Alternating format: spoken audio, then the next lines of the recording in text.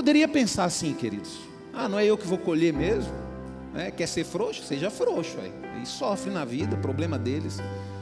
Só que aí, queridos, entra o amor, sabe, no coração.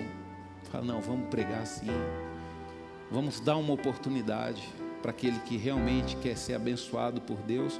Porque, queridos, deixa eu falar um negócio para você. Deus, ele trabalha em legalidade. A palavra de Deus o tempo todo isso. Deus, ele usa um profeta, Deus, ele usa um líder, Deus, ele usa um rei, sabe? E Deus, ele instituiu, queridos, o governo para o homem.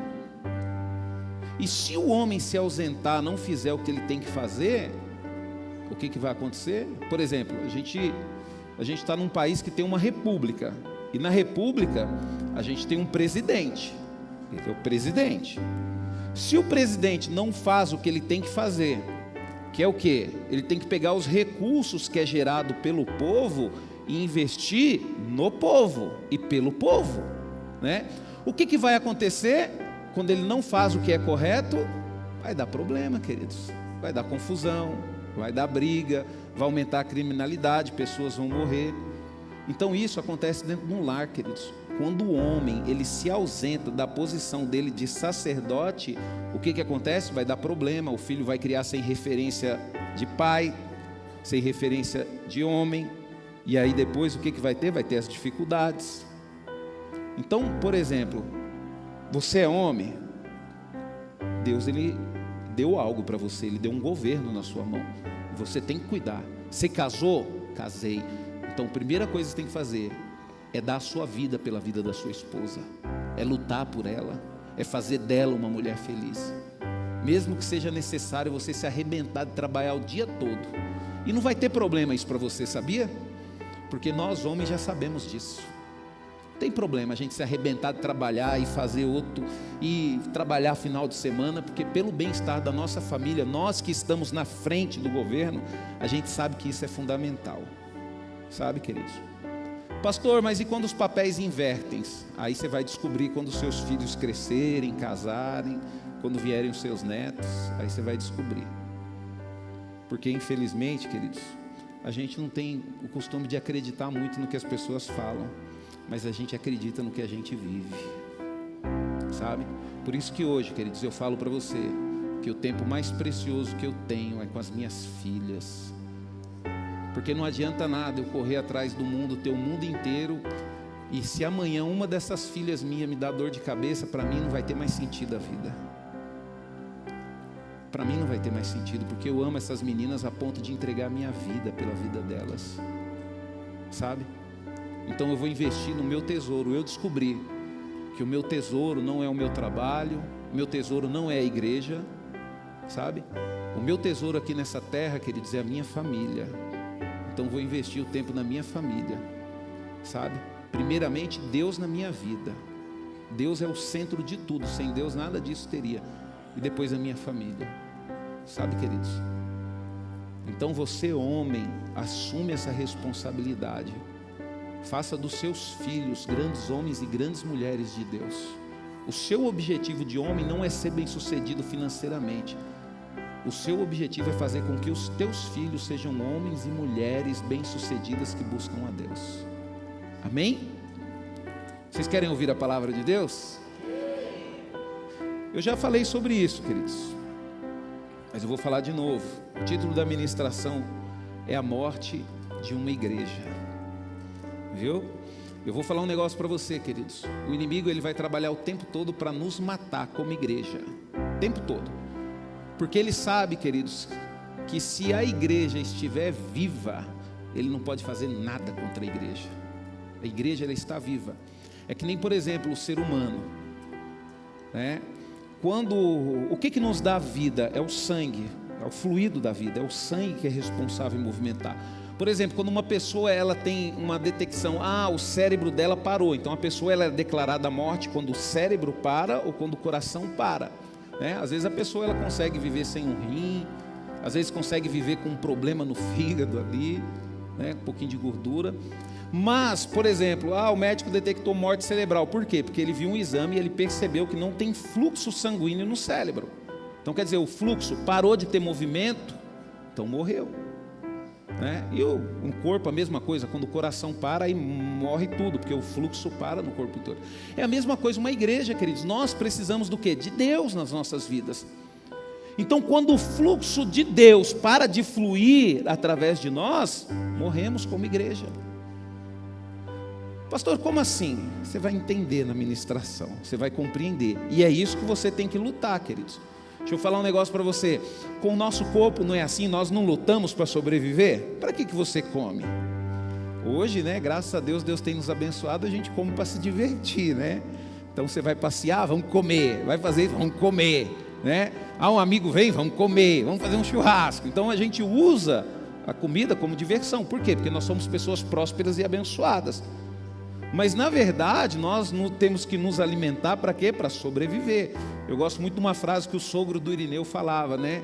Eu não vivo para comer, eu como para viver, né? Então por isso que você se alimenta, porque se você não se alimentar, o que acontece com você? Você morre. Por que os médicos ficam preocupados quando uma pessoa não consegue comer? Aí o médico, você tem que comer, você tem que fazer alguma coisa, porque se não comer, morre, queridos. É a mesma coisa a igreja, nós temos que nos alimentar da palavra e viver a palavra, porque senão a gente morre. Então hoje, irmãos, quando nós olhamos, e nós vamos ter como exemplo isso, as 7 igrejas, né, da Ásia Menor, nós percebemos que elas eram o quê? Igrejas vivas. Quando você lê o livro de Apocalipse, você percebe que as 7 igrejas eram igrejas vivas, fortes e relevantes. Porém, o que aconteceu séculos depois? Sabe, queridos? Tudo que resta delas são o quê? Ruínas. Ruínas. Hoje a igreja ela continua viva, mas não naquele mesmo lugar, né? A igreja já foi viva na Inglaterra? Foi. A Inglaterra, queridos, foi, sabe, um dos maiores propulsores do cristianismo no mundo. E hoje como é que está a igreja na Inglaterra? Você já estudou sobre isso? As grandes igrejas que foram construídas, queridos, estão tudo virando bares, salões de festas. Hoje na Inglaterra, queridos, é proibido pregar o evangelho em praça pública. É proibido falar do amor de Deus. Porque você vai entender o porquê que a igreja da Inglaterra está vivendo os seus últimos respiros. Sabe? Então, queridos, glórias que ficaram enterradas sob pedras. Você tem uma ideia, na Ásia Menor, queridos, onde essas 7 igrejas nasceram e se destacaram, apenas 1% da população é cristã. 1% da população é cristã. Então por isso que a igreja ela tem que estar em constante movimento. Se a gente parar é que nem o corpo humano, a gente morre, né? E nós precisamos entender isso. Então isso, queridos, quando a gente olha para isso, fala bem assim, eu não acredito que as igrejas que Paulo fundou, onde Paulo caminhou, que hoje quase nem cristão existe lá direito. Sabe, queridos, isso nos faz tremer. Eu fico preocupado com isso, queridos. Por quê? Porque depois dessa, a igreja, para ela continuar viva, depende de nós que estamos aqui. Está vendo as nossas crianças, os nossos filhos não estão lá na escola da igreja, estão aprendendo a palavra de Deus, porque nós estamos vivos, e nós temos que continuar vivos para quê? Para que amanhã eles possam viver as maravilhas de Deus também, né? Então hoje, queridos, nós vamos ver assim, por exemplo, o que mata uma igreja? Quais são os sinais que revelam que uma igreja está caminhando para a morte? Quando nós olhamos, queridos, as respostas, elas não são teóricas, elas estão na palavra de Deus. A palavra de Deus, ela fala e mostra como uma igreja está caminhando para a morte. E Deus, Ele nos alerta, por quê? Porque Ele quer uma igreja viva, santa, forte e cheia do Espírito Santo. Por isso que a palavra de Deus nos alerta. Só que o amor de Deus é tão grande por nós que Ele decidiu apenas nos alertar. Mas Ele não pode fazer a escolha por nós. É que nem, por exemplo mesmo, você está passando por um problema difícil, desenvolveu uma diabetes, você vai no médico, o médico ele estudou para quê? Para que as pessoas possam viver, para ajudar as pessoas a viver. Aí o médico fala, você tem que mexer na sua dieta, na sua alimentação. Se você não fizer direito, o que vai acontecer? vai morrer. E aí se você continuar lá, vamos supor, desenvolveu uma diabetes, continuou comendo de qualquer jeito, fazendo de qualquer jeito, você começa a perceber que você vai acelerar o processo na sua vida. Então, a vida também é assim, queridos. Então hoje nós vamos ver vamos ver alguns trechos da palavra de Deus em Apocalipse 2 e 3, como uma igreja morre e como uma igreja volta à vida, viu? E permanece na presença do Senhor. O que determina a vida de uma igreja é se ela está ou não na presença do Senhor. O que determina a vida de um ser humano é se o fluxo de sangue está acontecendo ou não. Sabe, queridos, nós precisamos ter fluxo de Deus nas nossas vidas. Sabe, queridos, porque é duro, queridos, a gente vê uma igreja morta. Porque se a gente como igreja nós morrermos, entenda uma coisa, os nossos filhos irão sofrer consequência dessa morte. Amém? Então quando nós olhamos para a palavra de Deus, queridos, uma igreja morre, queridos, quando ela se afasta da verdade. Abra sua Bíblia em Apocalipse capítulo 2. Apocalipse capítulo 2.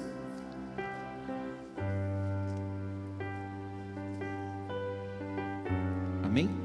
Apocalipse 2, 14, 15.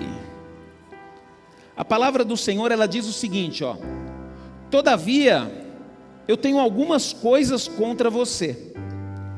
Você tolera no meio alguns que seguem os ensinos de Balaão. Olha o que Deus tem contra nós. Olha quanto Deus tem. Tolerar, queridos, a gente tolera no nosso meio. Ele está falando para a igreja aqui, ó, você tolera no meio de vocês. E eu vou explicar sobre isso, queridos, o problema de você tolerar as coisas. Como igreja, nós temos que ter posicionamento. Nós temos que ter posicionamento, é a mesma coisa a Deus. Ah, Senhor, eu amo. Se você me ama, você obedece a minha palavra. E ponto final. Eu amo o Senhor, mas está flertando com o mundo? Está aceitando e pecando? Vamos continuar aqui.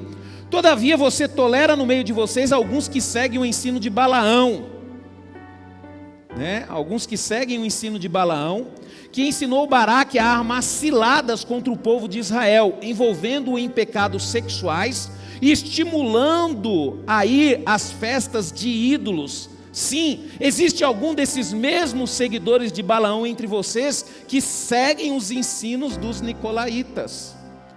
E aí você vai entender mais ou menos sobre isso. Eu já preguei aqui, já falei sobre Balaão e sobre os ensinos do nicolaíta, mas eu tenho que falar de novo para que você possa compreender o porquê que Deus estava chateado com essa igreja. Sabe, queridos? E quando nós olhamos, queridos, para a palavra de Deus, o ensino de Balaão, Balaão era o quê? Ele era um profeta que conhecia a Deus, que conhecia o Deus verdadeiro. Então, entenda, Abraão, ele conhecia a Deus, ele tinha experiência com Deus, ele sabia quem era Deus, ele sabia o que agradava a Deus. E isso não é diferente de nós que somos igrejas. Nós conhecemos a Deus, nós sabemos quem é Deus e nós sabemos o que agrada a Deus. Qual é o problema? O problema é fazer o contrário de tudo isso. Porém, ele foi seduzido pela ganância. Olha o que seduziu ele: dinheiro. Um rei foi se aconselhar com ele, ele falou: opa, agora se eu falar tudo que o rei quer, o rei vai me dar muito dinheiro. Não se opôs, né, queridos? E a gente está vendo isso acontecer hoje com as igrejas, né? Pastores que estão falando tudo que o povo quer, para quê? Para ter dinheiro. Porque se falar o que o povo quer, o povo vai dar dinheiro, ué. Se falar o que o povo não quer, aqueles que não estão convertidos vai para outro lugar. Nós não estamos aqui, queridos, para agradar reis, rainhas, prefeitos, governadores, não. Nós estamos aqui para morrer pela palavra de Deus e pela verdade. Então, mesmo que doa, queridos, a verdade tem que ser dita.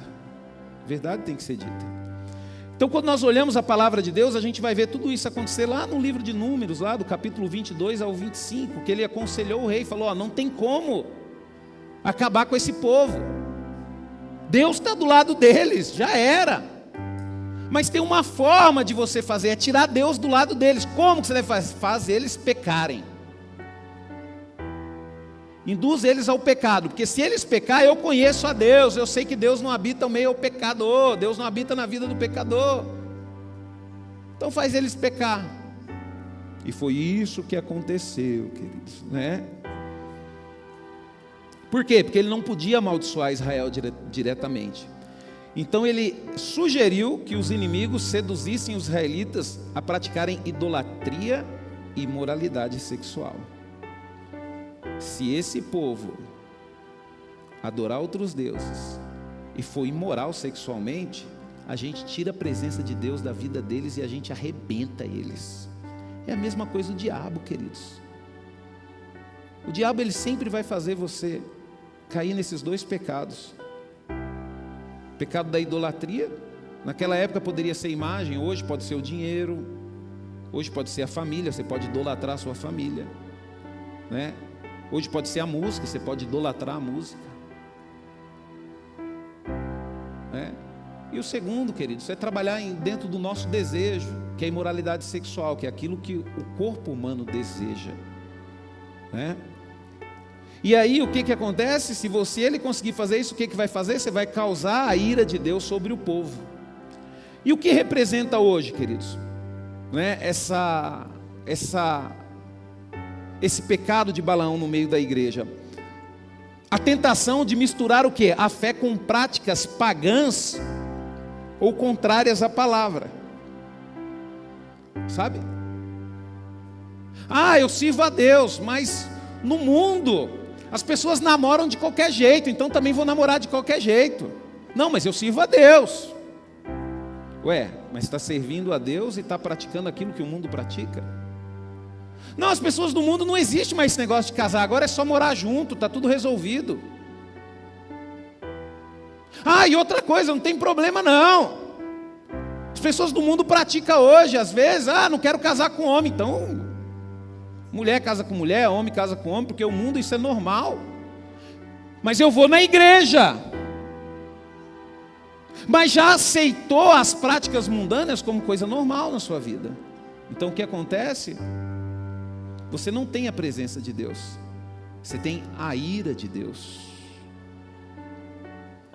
E você vai ter que se resolver com a ira de Deus, porque você decidiu fazer as suas escolhas. Sabe, queridos?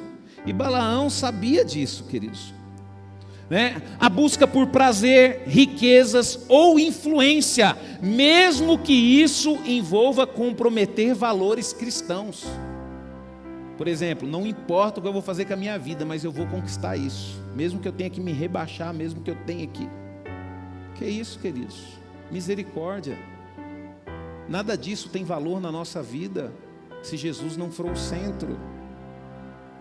Outra coisa também, ensinar que é possível ser do Senhor, mas viver em pecado. É o que a gente vê.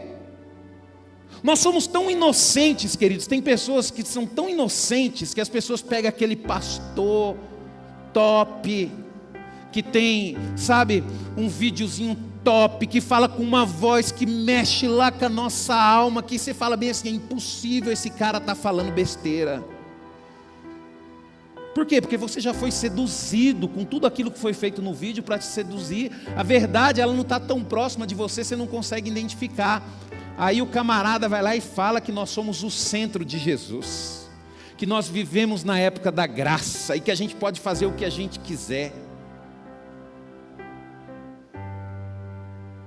Aí começa a falar bem assim, porque Deus ele não ama o pecado, mas Ele ama o pecador, não tem problema nenhum se você pecar. Bom, não tem coerência, né? Uma coisa ou outra, né? Deus ele ama o pecador arrependido, não um pecador praticante. E igreja, queridos, é um lugar para pecador arrependido, não um pecador praticante. E nós como igreja, nós temos que identificar o pecador praticante e repreender ele. Sabe, isso não é só função do pastor não, viu? Isso não é só função do pastor, isso é função sua. Porque às vezes você tem um grupo de amigos dentro da igreja e de repente esse grupo de amigos começa a falar mal de irmão e você não repreende, sabe o que vai acontecer? Divisão. Fala bem assim, irmãos, nós somos da igreja. Como que nós vamos falar mal de um irmão nosso da igreja? É a mesma coisa você aceitar, você ser do ministério de louvor e de repente você aceitar que um fale mal do outro. Não, vamos falar mal da Lani aqui hoje, porque a Lani... E qual que é a nossa função, irmão? Vocês estão loucos. Nós não podemos falar mal, o inimigo já entrou no nosso meio. Vamos parar tudo aqui agora e vamos começar a orar, vamos nos santificar. Só que ninguém fala nada, por quê? Porque já está todo mundo morto mesmo, queridos. Não tem um com vida, com coragem de chegar naquele grupo e se posicionar. Queridos, eu já fui excluído de grupo de igreja, eu já fui excluído de grupo de trabalho, eu já fui excluído de grupos de escola. Por quê? Porque eu sempre me posicionei. Sempre me posicionei. E nós precisamos ensinar os nossos filhos a se posicionarem também. Por quê, queridos? Porque o mundo vai vir para arrebentar. Porque o rei Balaque, queridos, ele já vai vir com todos esses conselhos de Balaão. Peca. O irmão ali é abençoado. Não, deixa ele. Eu vou fazer o filho dele pecar. Aí a ira de Deus vai entrar na casa dele e vai ter problema. Então por isso que nós precisamos aprender isso, queridos. Quando nós olhamos também, cita, e é importante a gente saber disso, que fala sobre a doutrina dos nicolaítas, né? Então quem eram os nicolaítas? Quando a gente vai na história, queridos, a gente não pega muito, a gente não consegue muitos detalhes históricos, porque é meio escasso você pesquisar sobre os nicolaítas. É meio escasso, você não consegue muita coisa. Então acredito que tenha sido um grupo que surgiu bem assim, uma característica bem naquela época mesmo, sabe? Eu acho que foi alguma coisa que nasceu, só que o inimigo é sujo, né? Ele começa a vir com outras coisas, e que nem, por exemplo, a doutrina de Balaão está na Bíblia, então o inimigo ele vai continuar agindo, mas tem a Bíblia para nos alertar. Mas os nicolaítas, olha lá, já colocou lá em Apocalipse, então a gente tem que ir para uma estratégia nova. Mas quando nós olhamos, queridos, acredita-se que os nicolaítas eram um grupo que ensinava que a graça permitia viver em libertinagem. Quer dizer, você tinha liberdade, ensinava que você vive pela época da graça, pode pecar. Você vive na época da graça, não tem problema nenhum seu filho mandar na sua casa. Você vive na época da graça, não tem problema nenhum sua esposa ser a cabeça. Você vive na época da graça, não tem problema nenhum de você ser um frouxo e só ficar sentado no sofá assistindo televisão. Você vive na época da graça, não tem problema nenhum faltar no culto. Aliás, né? Fazer um churrasco com a sua família, com seus amigos, é mais importante do que cultuar o Senhor, porque você vive na época da graça. Era isso que os nicolaítas pregavam e ensinavam. Sabe, queridos? Então por isso que nós temos que atentar. Mas eles atacavam principalmente no desejo humano. Qual área? Na área sexual. Nós vivemos na época da graça. Pode namorar e ter relacionamento sexual à vontade, que não tem problema. Lógico que tem, queridos. A gente sabe que se nós que servimos a Deus dentro de uma aliança, tudo que envolve a nossa vida tem que ser através de aliança. Você tem que ter aliança com amigos, você tem que ter aliança com a sua esposa, você tem que ter uma aliança de marido e mulher com uma mulher.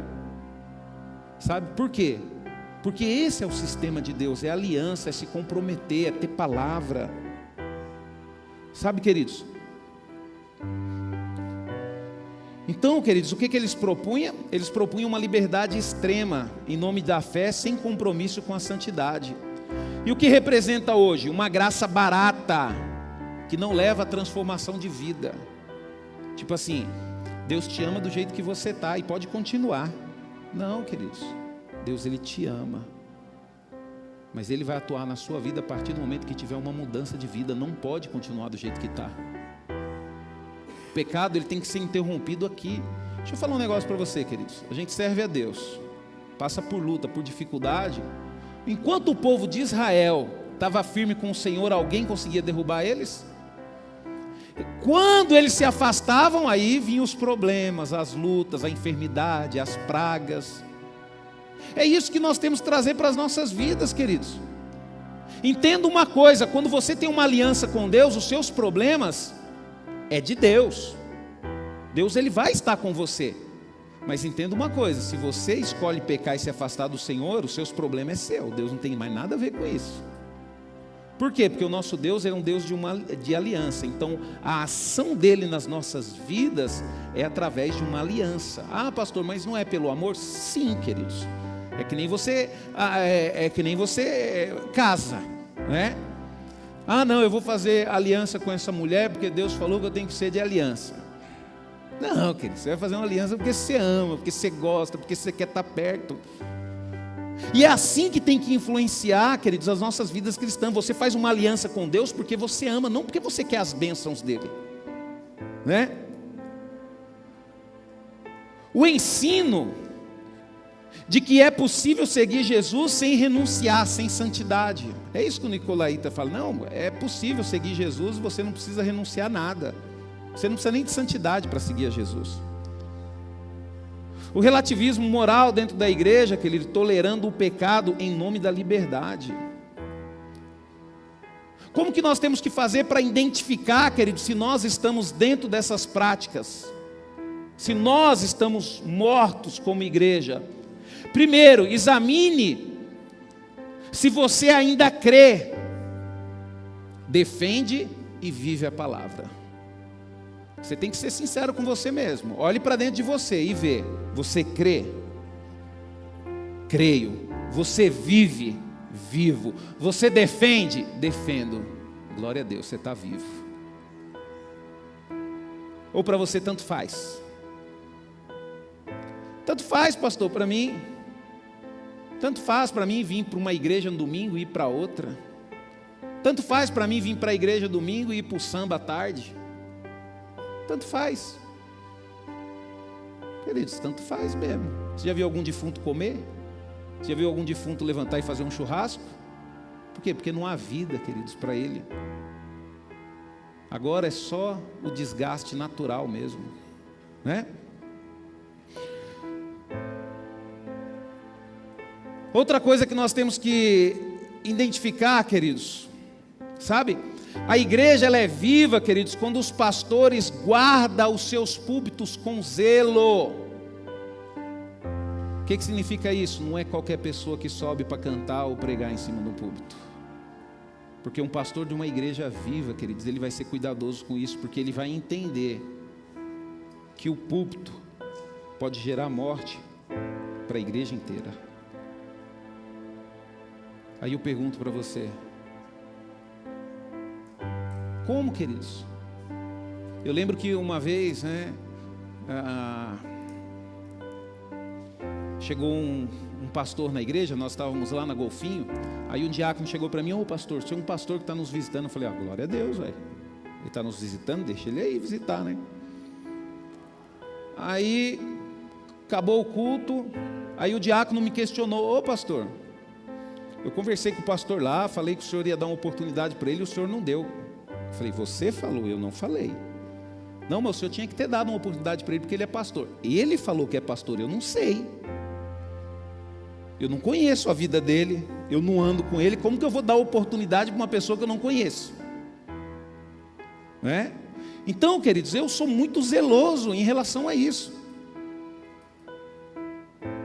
Porque é fácil as pessoas chegar e falar que é. Eu já tive muita decepção com isso, queridos. Não, porque eu sou, porque eu faço, porque acontece. Vamos deixar o tempo para ver? Por quê? Porque o tempo mostra tudo. Então a gente precisa aprender a dar tempo, né?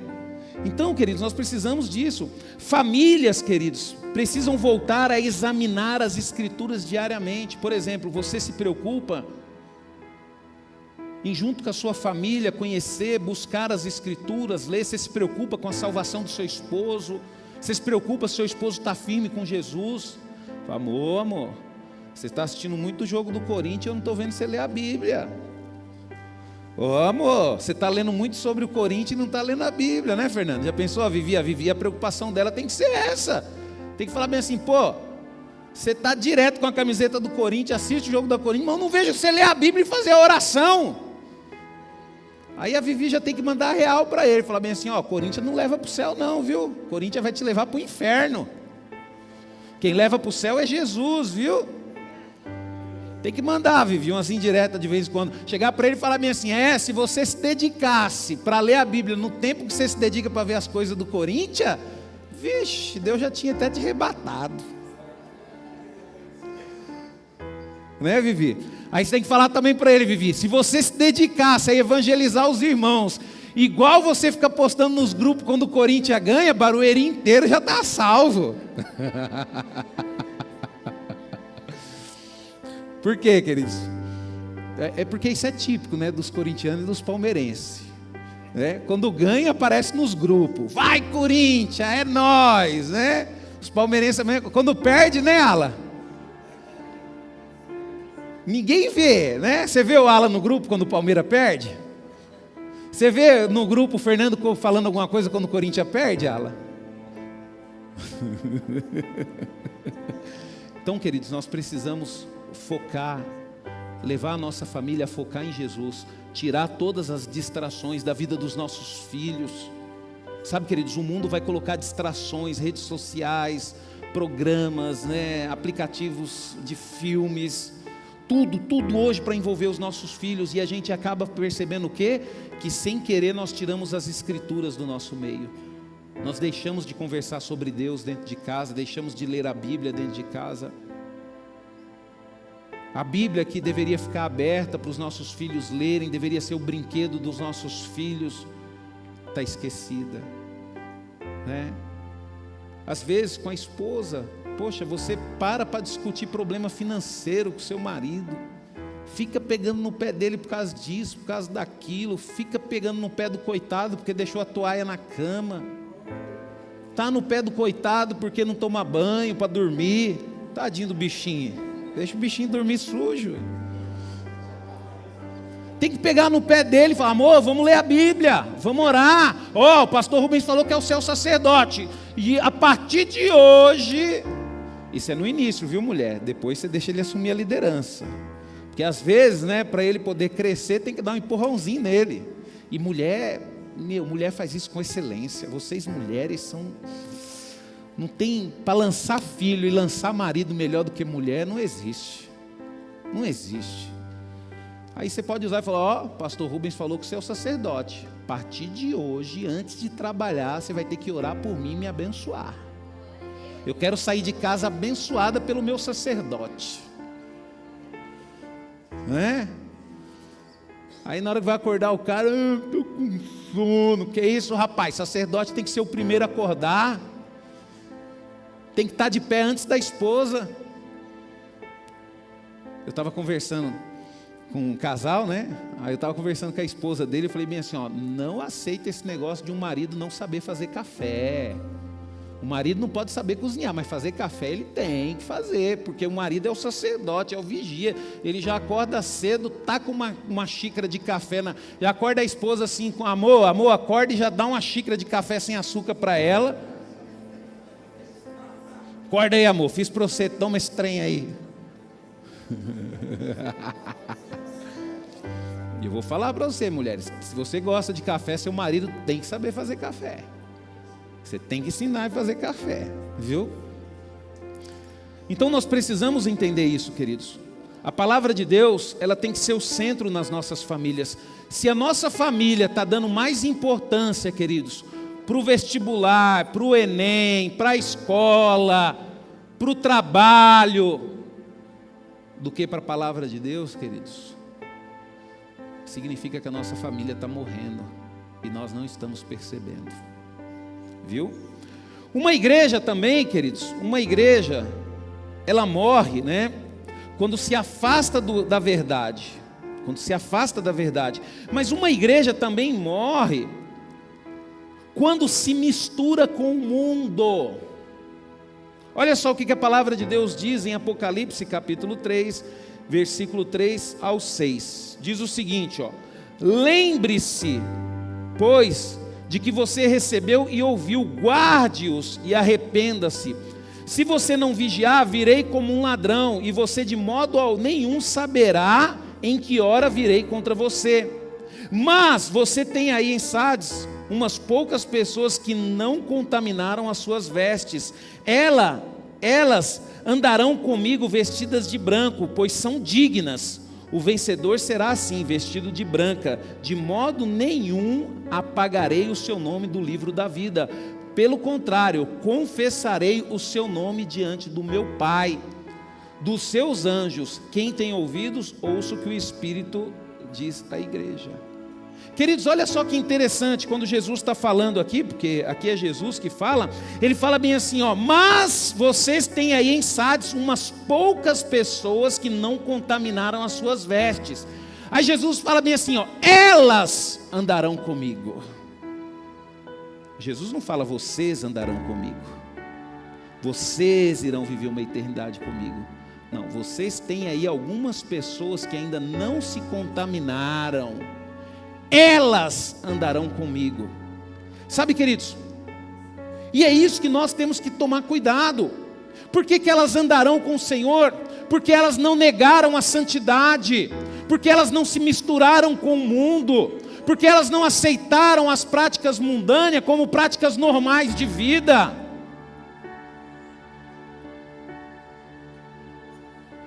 Eu lembro uma vez, queridos, e Deus foi muito bom comigo, que quando eu me converti, Ele me deu um amigo fanático por Jesus.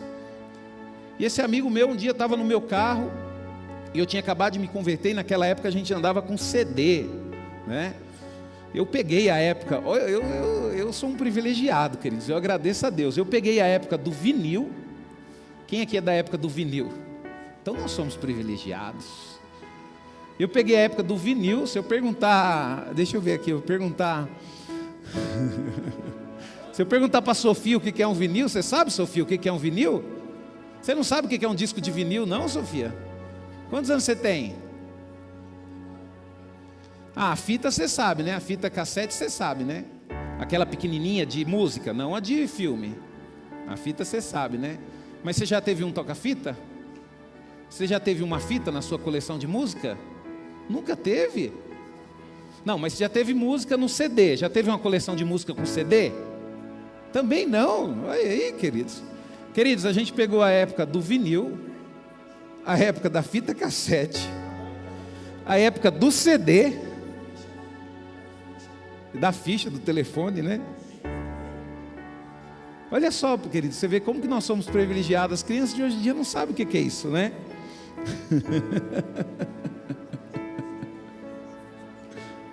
Sabe, queridos, então nós precisamos entender isso. Aí esse amigo meu chegou para mim, agora eu lembrei da história, que eu saí um pouco aqui para falar. Aí ele está saindo comigo no carro, aí na hora que ele abriu o porta-luva, porque quando você tem um amigo bravo, que está sabendo que está se convertendo agora, quando você convida ele para ir na sua casa, ele fica olhando tudo. Ficou olhando tudo. E no carro a mesma coisa, abriu. Aí na hora que abriu aquele monte de CD, queridos, assim, um monte de CD, e falou assim, rapaz, você não é convertido não? Eu falei, mas por quê? Não tem problema, eu ouvi só uma musiquinha, eu gosto de ouvir as músicas. Eu falei, que isso, rapaz? Quando você aceita Jesus, significa que agora é só música de louvor e adoração. Você tem que arrancar isso da sua vida. Fica adorando o homem, dando dinheiro para esses caras aí com essas músicas terríveis, aí você vai dar vazão para eles fazer cada vez mais. Queridos, aquilo pesou tanto. No outro dia, que eu peguei e joguei tudo fora. Sabe? E olha que eu não fui nem repreendido por um pastor, fui repreendido por um irmão, um amigo, hein? Por isso que eu falo para você, você tem alisado ou você tem batido nos seus amigos? Por isso seu amigo está chorando aí, toda vez, eu não aguento mais essa vida. Quando ele vier que não aguenta mais a vida, minha mulher está batendo em mim. Chama a atenção dele, fala, rapaz, deixa de ser frouxo, rapaz, vira homem. Sua mulher está batendo em você porque você é um vagabundo, acorda tarde todo dia. Aí você fala, pastor, mas eu vou perder a amizade. Que bela amizade você vai perder, viu? Que bela amizade você vai perder, viu? Sabe, queridos, então nós precisamos tomar cuidado com isso, queridos. Sabe, nós não podemos negociar a nossa santidade. Aqueles poucos que havia no meio da igreja de Sardes não negociava a santidade deles por nada nesse mundo. Errado estava errado e certo estava certo. Sabe, queridos, nós precisamos refazer os nossos limites espirituais e pessoais. Significa o quê, queridos? Nós temos que buscar coisas espirituais que nos levem para Deus. Nós temos que andar com pessoas que nos levem para Deus. Pastor, isso significa que eu não posso ter amizade com as pessoas? Queridos, deixa eu falar um negócio para você. Deus te colocou como um instrumento para você salvar a vida das pessoas. Você já falou de Jesus, falou do seu amor, ajudou, se dedicou. Se a pessoa não quer caminhar com as próprias pernas dela, problema dela. Porque vai acontecer o seguinte: se você não trouxer essa pessoa para o seu lado, para Jesus, ela vai levar você para o mundão. E aí depois não adianta chorar, não. Depois não adianta chorar, queridos. Não adianta. Deixa eu falar um negócio para você. Davi, quando ele pecou, ele não pecou? E pecou bonito. Aí, quando a esposa que não era dele ficou grávida, ele chorou, ele jejuou para que o filho dele não morresse. Adiantou alguma coisa? Por que ele não jejuou, não orou antes de pecar? Por que a gente não faz isso? Eu vou pecar. Não, peraí, antes de pecar eu vou fazer uma semana de jejum e oração. Não, a gente tem o costume de fazer jejum e oração depois que a gente pega as consequências do pecado, do erro. Eu vou começar a namorar. Não, peraí, você acha que é assim? Você acha que é assim, é? Rostinho que mamãe colocou talco, agora qualquer um vai beijar? Não, você quer namorar comigo? Primeiro vamos fazer um mês de jejum e oração. Se Deus falar para nós namorar, nós vamos namorar. Se não, filho. Aí o camarada chega e fala: não aguentei uma semana de jejum e oração. Casa com ele. Casa com ele para você ver. Primeira dificuldade na vida, porque a vida tem dificuldade. Mas eu não aguento, eu não sou forte o suficiente. Queridos, que isso, queridos? Nós somos filhos de Deus, nós somos cristãos, queridos. Nós sabemos o que é correto. E o que nós temos que fazer? Nós temos que resistir, ficar firme.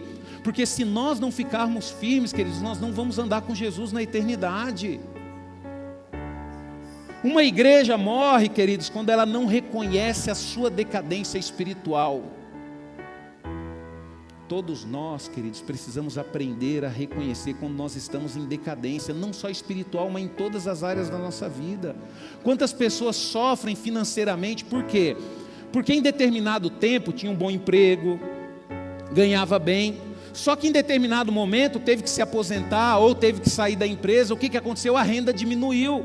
Só que a pessoa, ela acha que ela continua vivendo da mesma forma que ela vivia antes. Ela não reconhece que houve uma decadência financeira. E se a pessoa não reconhecer essa decadência financeira, o que acontece com a vida financeira dela? Morre. Ela mata a vida financeira dela. Ela fica pobre.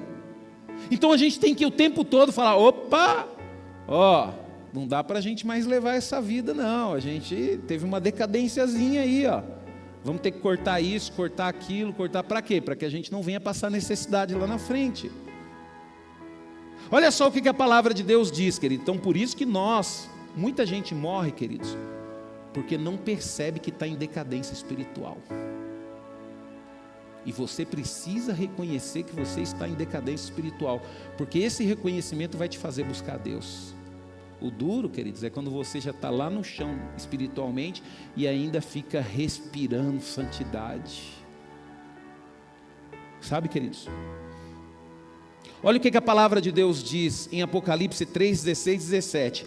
Assim, porque você não é morno e nem quente, nem frio, estou a ponto de vomitá-lo da minha boca. Você diz: sou rico, estou bem de vida e não preciso de nada. Mas você não sabe que é infeliz, sim, miserável, pobre, cego e nu. Sabe, queridos? A pessoa, quando ela não reconhece a decadência espiritual dela, ela não vai reconhecer que precisa de Deus. E quando ela reconhecer, queridos, já vai ser tarde demais. Já passou a vida toda, não deu tempo dela corrigir, não deu tempo dela cumprir o propósito de Deus, e todos os propósitos de Deus vão se frustrar na vida dela, porque ela não reconheceu a decadência espiritual. Quando uma pessoa não reconhece a decadência espiritual, ela acaba com os filhos, acaba com o casamento, acaba com tudo. Espera aí, não, pastor. Mas não tem problema não. Eu sou diácono, eu sou da intercessão, eu entro ali no bar ali só para tomar uma cervejinha. Porque eu tenho que falar de amor para eles, de amor de Deus para as pessoas, né? Você não reconhece, quando você fala que não tem problema, que não tem nada de mal, você tem dificuldade de reconhecer que você está caindo numa decadência espiritual. Não, pastor, não tem problema não, eu estou aqui com meu celular, ver uma imagenzinha que chamou minha atenção de vez em quando, não tem problema. Tem, porque você não reconheceu a decadência espiritual. Sabe, queridos, peça para o Espírito Santo, para Ele revelar a verdadeira condição espiritual da sua vida. Analisa, chega à conclusão, eu preciso buscar a Deus, eu preciso estar mais na presença de Deus. Sabe, queridos, deixa eu falar um negócio para você. Eu estou puxando no orelha dos homens aqui hoje, nela. O camarada, vai trabalhar, chega em casa, sofá. Aí é uma novela atrás da outra. Aí vai dormir. Aí no outro dia a mesma coisa, vai trabalhar, chega em casa, sofá. Uma novela atrás da outra, vai dormir. O cara acha que isso é normal. Ou, né, Fernando, chega em casa, o cara quer ver o jogo do Corinthians. Aí quando não tem um jogo do Corinthians, ele vê o jogo da semana passada do Corinthians. Ele não dá uma atenção para a esposa, ele não dá uma atenção para o filho. O cara está caindo numa decadência fora do normal. E não reconhece. Espera aí.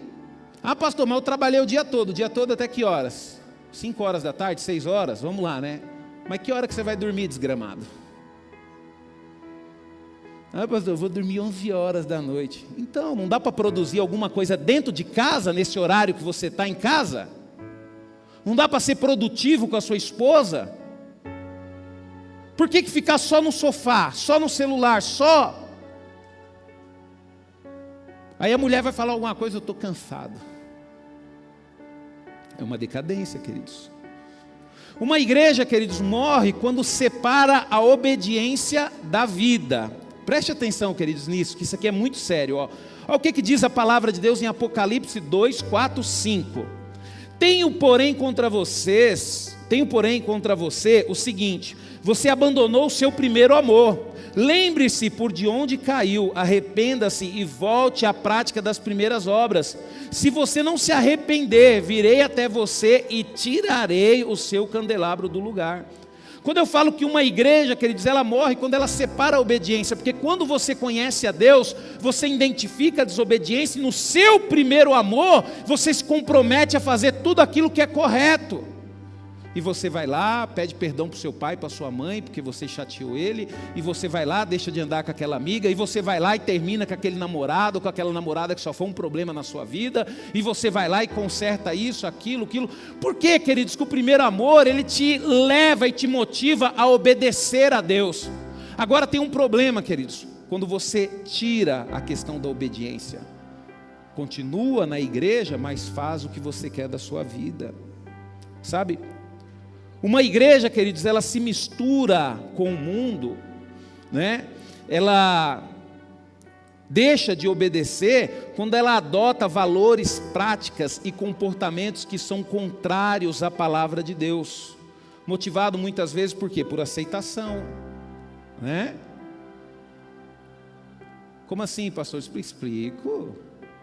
A menina vai namorar com o rapaz, aí o rapaz fala, você está muito para a igreja. Ah, mas eu te amo, eu vou deixar de ir para a igreja, eu fico mais tempo com você.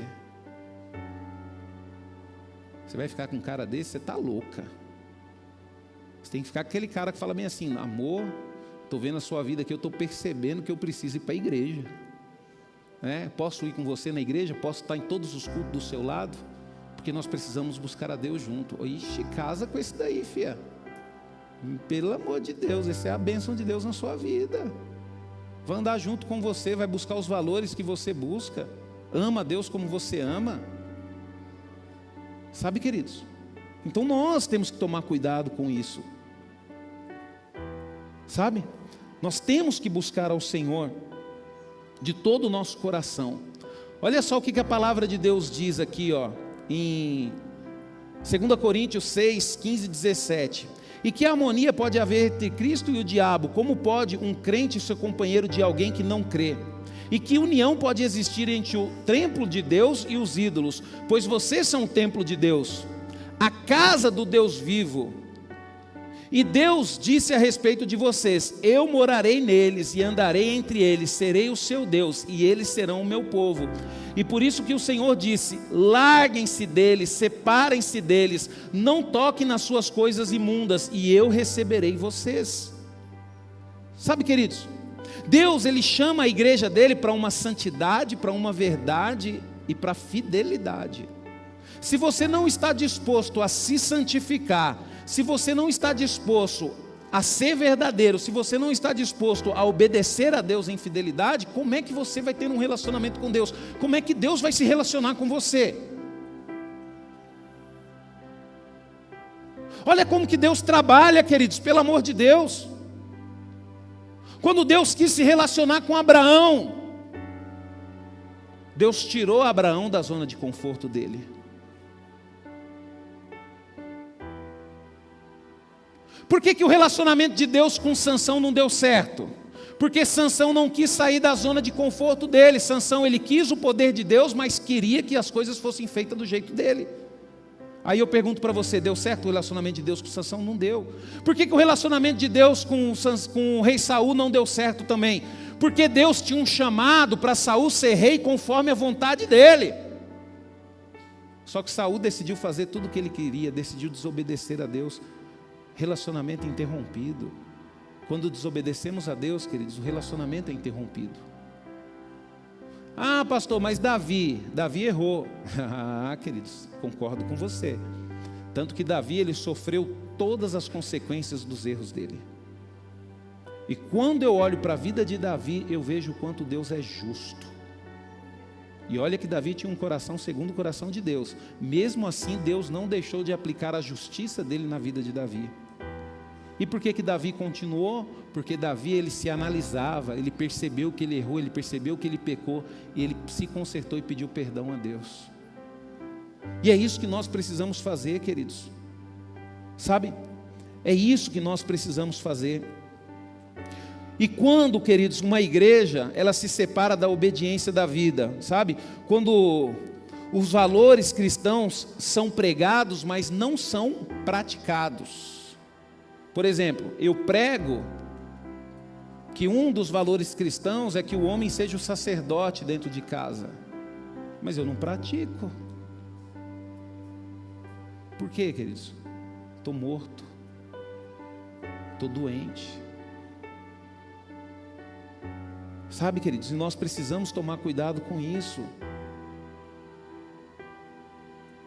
Quando, que nós separamos a obediência da vida? Quando há discursos piedosos, mas atitudes contraditórias, como amar o próximo só no púlpito. Quando está no púlpito aqui, irmão, eu te amo, e você... Aí na hora que está na rodinha de amigos, você viu aquele irmão lá? Você viu o pastor? O que o pastor falou? Na frente do pastor, pastor, eu te amo, mas nas costas. Eu não falo isso só do pastor por mim não, queridos, que eu estou nem aí mais não, já passei essa fase. Quer falar mal de mim, fale. Não ligo mais para isso não. Mas eu não me conformo, queridos, de nós participarmos de uma igreja e a gente falar mal do nosso próprio irmão. Eu lembro uma vez que aquilo me deixou irado na igreja, me deixou chateado, e eu repreendi. Eu não era líder naquela época não. Eu participava de um grupo na igreja. Aí, queridos, a pessoa ficou sabendo que o coral da igreja tinha acabado. Isso marcou a minha vida. E essa pessoa, queridos, sendo líder de ministério, falou assim: até que enfim acabou isso aí. Eu falei: você não pertence a essa igreja não? Como é que você pode ficar feliz porque um ministério acabou? E se um ministério acabou, e se algo da igreja acabou, é uma derrota que nós todos sofremos, porque nós somos membros da igreja. Como é que pode eu estar na igreja, queridos, e torcer para o ministério de louvor não dar certo? Como é que posso eu estar na igreja e torcer para o ministério diaconal não dar certo? Eu posso até estar na igreja, queridos, mas estou longe de Deus há muito tempo, né? Tá que nem uma vez eu ouvi isso, queridos. Não, pastor, eu não concordo com o senhor ser pastor, não gosto na igreja. Eu estou aqui na igreja só para ver até onde o senhor vai. Pastor, continua? Não aguentou, queridos, porque eu acho que Deus está levando mais longe do que a expectativa dela. A gente fica triste com isso, queridos, porque pessoas dentro da igreja torcendo para que outras sejam derrotadas, para que outras não dê certo. Seria a mesma coisa, queridos, eu saber tocar o teclado, eu sei tocar, eu vejo a Alane tocando, mas eu fico com inveja, eu falo, não, mas ela vai errar, e se ela errar eu vou dar risada. Ô abençoado, se você sabe, fica ali do lado da Alane, eu estou orando por você, Alane, você está tocando demais, e eu tenho certeza que você vai tocar mais do que eu, e já está tocando mais que eu, hein?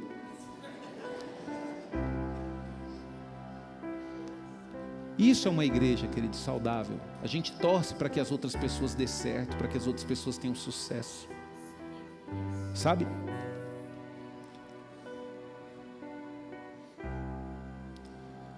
Queridos, é difícil, porque uma igreja que não obedece, queridos, tira a obediência da vida. Os membros vivem como o mundo, sabe? De segunda a sábado e serve a Deus apenas no domingo. Busque as primeiras obras. Não basta crer certo, não basta só crer, eu acredito, é preciso viver certo. Sabe, queridos, uma igreja morre, queridos, quando ela perde a perseverança na santidade. O que é perder a perseverança na santidade? Preste atenção. Em Apocalipse 3, 10, 12 diz assim, ó: você guardou a palavra da minha perseverança, por isso também eu o guardarei, da hora da provação que há de vir sobre o mundo inteiro, para pôr à prova os que habitam sobre a terra. Venho sem demora. Conserve o que você tem, para que ninguém tome a sua coroa. Ao vencedor farei com que seja uma coluna no santuário do meu Deus, e dali jamais sairá.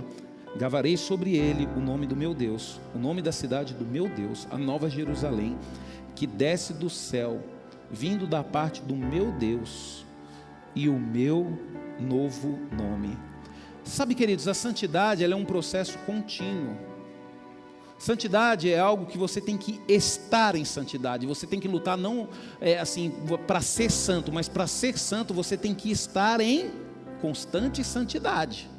Santidade não é uma atitude de santidade de vez em quando, é constantemente, é uma vida de santidade. Sabe, queridos? Ela envolve vigilância, oração, arrependimento e transformação diária. Você é uma pessoa que você está se transformando, você vê Deus agindo na sua vida, você está constantemente, fala, pastor, eu estou constantemente na luta. Por quê? Porque você está com uma vida em santidade, constantemente você vai estar na luta. Sabe, queridos? Porém, a tolerância é um pecado, mas é um sinal de quê? De que quando você tolera o pecado, é sinal de que você não está mais perseverando na santidade. Você começa a tolerar o pecado. Que nem, por exemplo, né? Enquanto o pecado está lá no mundo, lá fora, aí você fala, eu sou contra isso, eu não aceito isso. Mas na hora que vem para dentro da sua casa, não, pastor, você sabe como é que é os dias de hoje, não tem problema, né?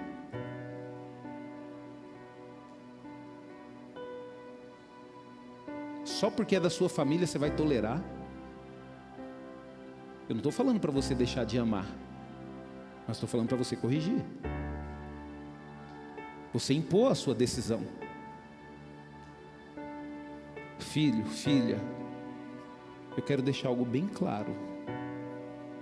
Eu nunca vou deixar de te amar porque você é meu filho, porque você é minha filha. Mas entenda uma coisa, eu não aceito esse pecado.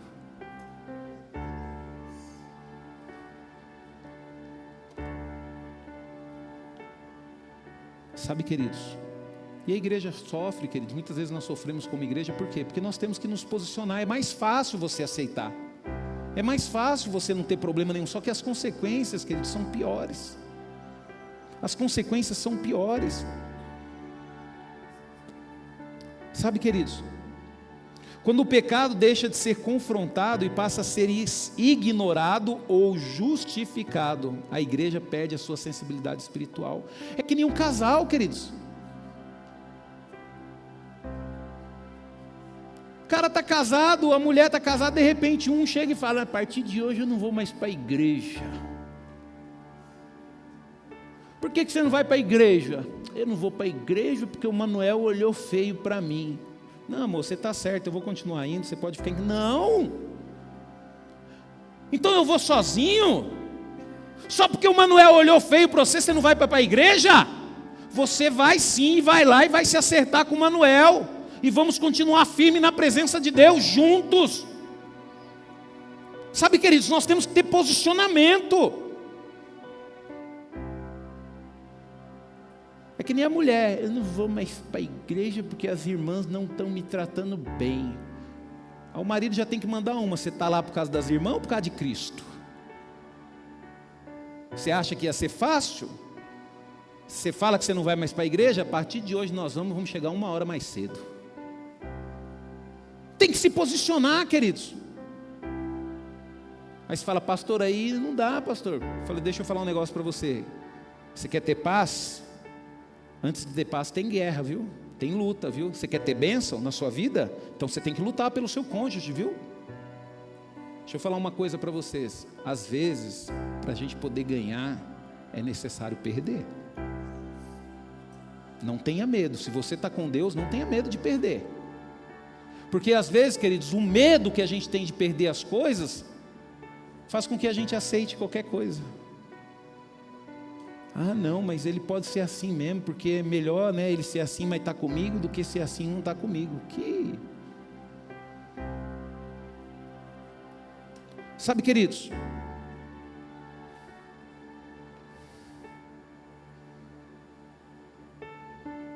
olha só o que a palavra de Deus diz em Isaías 5:20. Ai dos que chamam o mal de bem e o bem de mal, que diz que as trevas são luz e a luz trevas, que afirma que o que é amargo é doce e o doce é amargo. Tem um ai na Bíblia para esses, queridos. Aqueles que falam que o certo, o errado é certo. Não tem problema, não tem problema sim. Ah, eu traí a minha esposa, eu traí o meu marido, não tem problema nenhum. Tem sim, vim aqui para a Bíblia. Olha o Davi, o que aconteceu com ele. Olha o que aconteceu com ele. Houve traição, um filho dele morreu por causa disso. Pecado tem problema sim. Deixa eu te falar um negócio, queridos. Eu já estou um tempo na igreja. E você que está um tempo mais do que eu, você vai perceber isso, sua mente vai. Vai lá atrás na sua mente e vê jovens que estavam firmes na igreja, mas decidiram pecar, decidiram se prostituir antes de casar, decidiram ter relacionamento sexual antes do casamento. Vai lá atrás, há 20 anos atrás, como eu estou indo lá atrás. Olha só os problemas que essas pessoas trouxeram para a vida delas. Gravidez que não vingaram, filhos que nasceram com problema de saúde, traição no meio do casamento. Sabe, queridos, pessoas que eu conheço que tinha tudo para ser uma bênção, só que decidiram brincar com o pecado. Entenda uma coisa: pecado gera consequências e ponto final. Eu não estou falando para você deixar de pecar, eu estou falando para você o seguinte: se quiser pecar, continue pecando, mas que vai trazer consequências para a sua vida, vai. E lembre-se que depois que chorar, que Deus não tem dó de ninguém. Porque Deus vai falar bem assim: poxa, mas quantas vezes o pastor Rubens pregou para você e você nunca prestou atenção, achou que era normal. Agora, você consumou o pecado, não tem mais jeito. Não tem mais jeito. Que nem, por exemplo mesmo, quando aconteceu essa situação de Balaão, o povo não tinha nem chegado na terra prometida ainda. Deus estava com eles, olha o que Deus tinha feito. Quando eles pecaram, veio uma praga, quase dizimou o povo de Israel por causa do pecado. E você sabe por que aquela praga cessou? Por causa da atitude de Finéias. E sabe qual foi a atitude de Finéias, filho do sacerdote? Finéias viu um dos líderes de Israel entrar com uma mulher moabita. Por quê? Porque o rei Balaque pegou as mulheres mais bonitas dele e colocou no meio do povo. E ainda passou na tenda onde os líderes estavam reunidos com Moisés e ficaram desdenhando dele. Sabe o que Finéias fez? Finéias esperou eles irem para a tenda.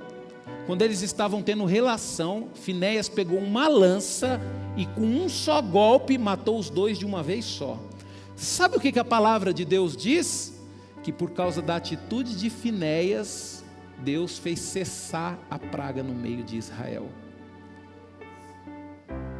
Por isso que eu falo para você, queridos, não brinque com o pecado. O pecado nós temos que agir contra ele com violência. Com violência. Pecado nós temos que arrancar do nosso corpo com violência. Tanto que a palavra de Deus diz que é melhor, se o teu olho te faz pecar, arranque ele fora, porque é melhor entrar no reino de Deus sem o olho do que não entrar. Isso significa o quê, queridos? É isso mesmo. Se você fazer um palavrão, dá murro na sua boca, porque você não pode, uma boca que honra a Deus, sair palavras torpes. Você não pode aceitar isso na nossa vida. Por isso que a gente tem que agir com violência. Se você pensa mal de um irmão ou quer a destruição de um irmão, chore na presença de Deus, jejue, peça perdão, abrace o seu irmão, fique perto dele. Você tem que tirar isso do seu coração, porque isso pode ser um fim para você. Quantas pessoas, queridos, eu já vi ter os seus ministérios interrompidos por causa disso, porque quer alcançar coisas grandes e tem ciúmes de pessoas que estão alcançando. Eu nunca me esqueci do testemunho de um grande cantor, que ele fala que ele nem sonhava em ser ministro de louvor, que ele começou na igreja, ele gostava era de mexer com som, e ele tinha uma prática que toda vez que eu tinha um ministério de louvor, ele vinha, arrumava os cabos, ligava os instrumentos, ele servia, e hoje, queridos, é um dos maiores ministros de louvor do Brasil. Por quê, queridos? Porque ele sempre lutou para que outros crescessem, ele sempre lutou para que outros fossem o foco. E por causa disso, Deus permitiu com que ele fosse o foco e estivesse à frente. Sabe, queridos? Não relaxe na vida de oração. Guarde o que Deus te entregou. Eu quero concluir essa palavra, queridos, dizendo para você, e eu quero que vocês prestem muita atenção no que eu vou falar aqui, porque isso que eu vou falar aqui é muito sério. Não é brincadeira. Você não veio para um culto hoje só para ver o seu irmão, você veio para ouvir a palavra de Deus. E Deus, Ele quer que você tenha uma mudança na sua vida hoje. Sabe por quê, queridos? Porque eu quero te fazer uma pergunta: que igreja estamos deixando para os nossos filhos? Você já parou para pensar nisso? Você já parou que pode ser que seu filho morra sem a salvação porque você nunca permitiu que a igreja entrasse dentro da sua casa? Você sempre veio na igreja, mas nunca permitiu que a igreja entrasse na sua casa. Sabe? Aí você hoje não entende, fala bem assim: ai pastor, eu não entendo, porque a minha filha não gosta de menina, porque você nunca deixou seu marido ser homem dentro da sua casa. Ai pastor, eu não entendo, porque o meu filho não gosta de menina, gosta de menino, porque você nunca deixou ou honrou a sua esposa dentro do seu lar. Perdeu-se a referência dentro de casa, porque você nunca decidiu, você nunca levou a igreja para dentro da sua casa. Aí eu pergunto para você: que igreja estamos deixando para os nossos filhos? Será uma igreja fria, formal, de ritos vazios, que pode tudo?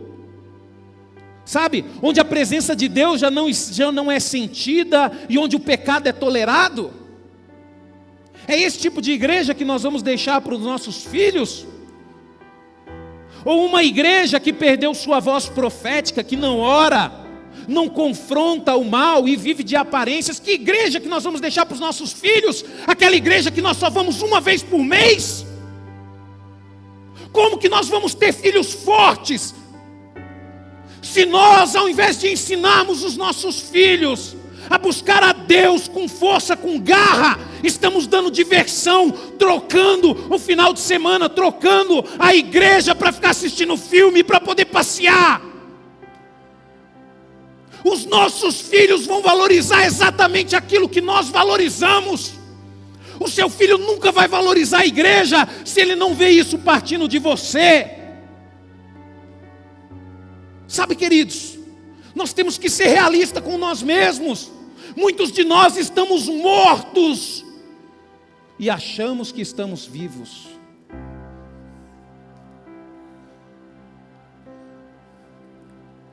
Ou será que vamos deixar uma igreja viva, cheia do Espírito Santo, apaixonada pela presença de Deus, firme na palavra, relevante na sociedade e com um coração voltado para almas, uma igreja que não negocia a verdade, uma igreja que exala amor, que vive em santidade e adoração?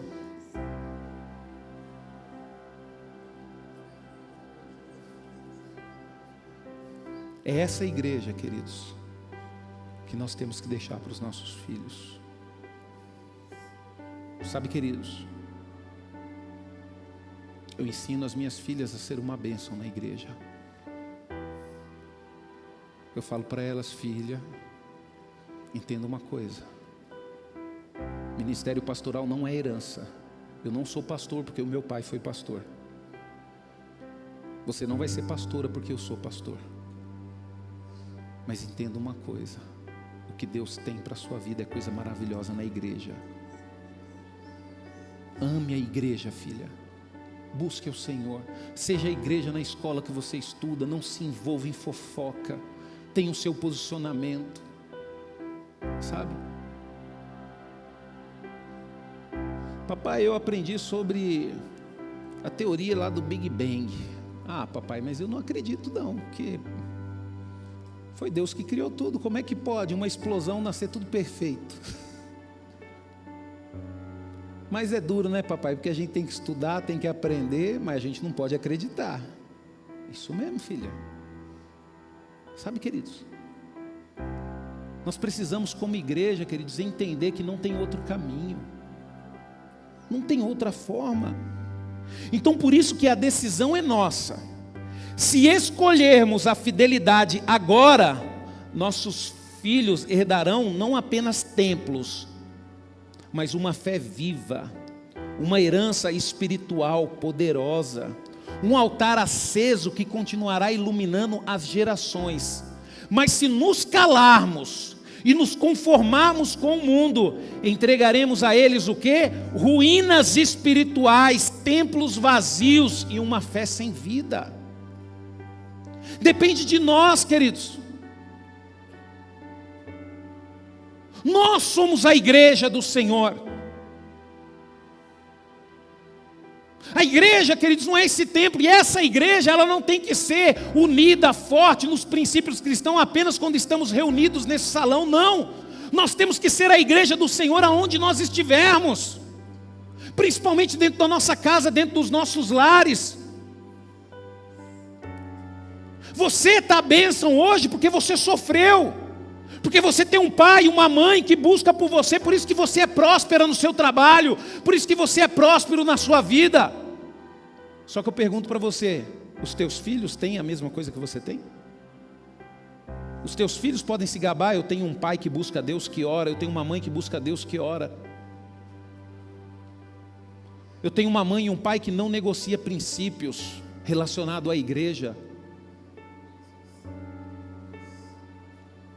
Sabe, queridos, o que eu estou pregando aqui, queridos, envolve o que esta igreja será, queridos, lá na frente. Eu não quero deixar uma igreja vazia para os nossos filhos.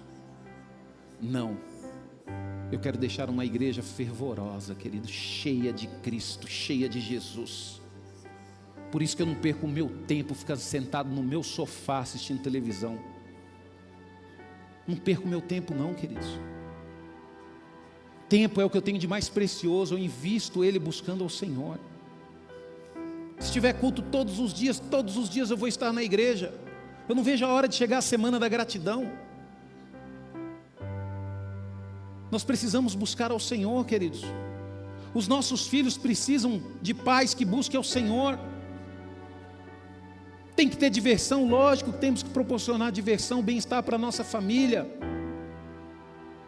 Mas o principal é o Senhor, queridos. E aí eu pergunto para você, o que vamos deixar? Uma igreja morta que se vendeu à cultura? Às vezes as pessoas falam, pastor, você tem que entender. Eu não tenho que entender nada, queridos. Eu tenho que buscar o Senhor. Por quê, queridos? Porque é muito sério, queridos. É muito sério. O pecado, queridos, ele gera consequências difíceis. Sabe? Deixa eu falar algo para você, queridos. Nunca queira aquilo que Deus deu para outro. Nunca queira. Sabe? Nunca deseje. Se você tem um marido, ou você tem uma esposa, que Deus decidiu dar algo de bom, e Deus está usando, lute para que ele cresça. Nunca queira o que ele tem. Lute. Se você tem um irmão na igreja que tem dons, que tem talento, lute para que esse irmão cresça. Nunca queira o que ele tem. Porque aquilo Deus deu para ele, Deus deu para ela, Deus não deu para você. Para você Deus tem algo diferente. E pode ser que o que Deus tenha para você é muito maior, mas como que você vai perceber se você está perdendo tempo tentando destruir outras pessoas? Olha só o que a palavra de Deus diz, queridos. E eu vou encerrar com esse versículo. O como é importante você se posicionar. Josué 24:15 diz o seguinte: se porém vocês não desejam obedecer ao Senhor, escolha hoje a quem irão servir.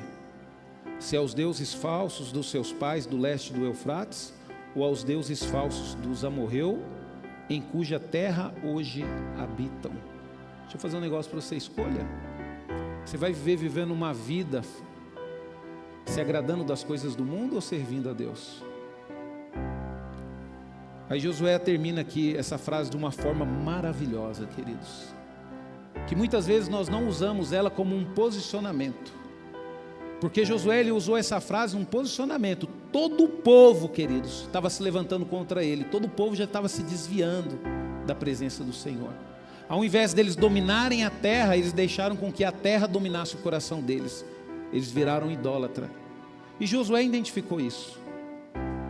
E eu não posso, queridos, deixar isso acontecer na igreja, quando eu identifico irmãos se levantando contra irmãos. Eu prefiro, queridos, sem brincadeira, eu vou ser sincero para vocês. Eu prefiro que a igreja esteja vazia, mas com pessoas que realmente um ama o outro. Um está preocupado com o outro, do que uma igreja cheia e vazia de Deus. E é isso que eu falo nas minhas orações. Falo, Senhor, eu prefiro uma igreja vazia de pessoas, mas cheias de Deus, do que uma igreja cheia de pessoas e vazias de Deus. Por isso que a pregação, às vezes, queridos, tiram pessoas de fora da igreja. Mas não é porque a pregação foi ruim, é porque a própria pessoa ela já se identificou que ela não consegue permanecer em santidade. Ela vai negar, ela vai falar que saiu por causa disso, saiu por causa daquilo, saiu por causa daquilo. Não, mas o que tirou essa pessoa de fato realmente foi o pecado. O pecado de se levantar contra, de fazer contrário ao que Deus quer. E aí Josué ele diz bem assim: eu só sei de uma coisa, eu e a minha casa serviremos ao Senhor. Uma igreja viva, queridos. Deixa eu falar um negócio para você. Você só vai ser uma igreja viva quando você e a sua casa servir ao Senhor. Pastor, mas tem alguns entes queridos da minha família que não buscam o Senhor, e só por causa disso você vai desanimar? Você vai deixar de declarar isso?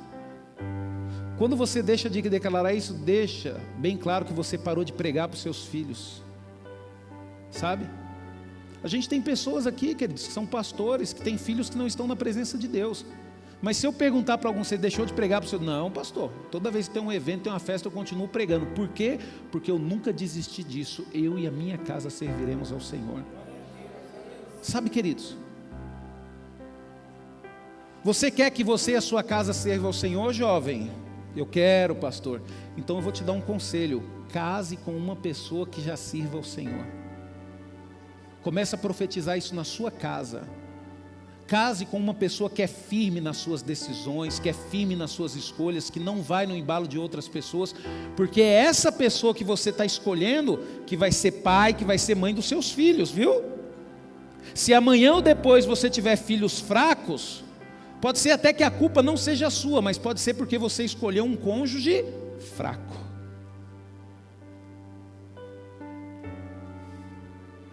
A palavra de Deus, ela é dura, queridos.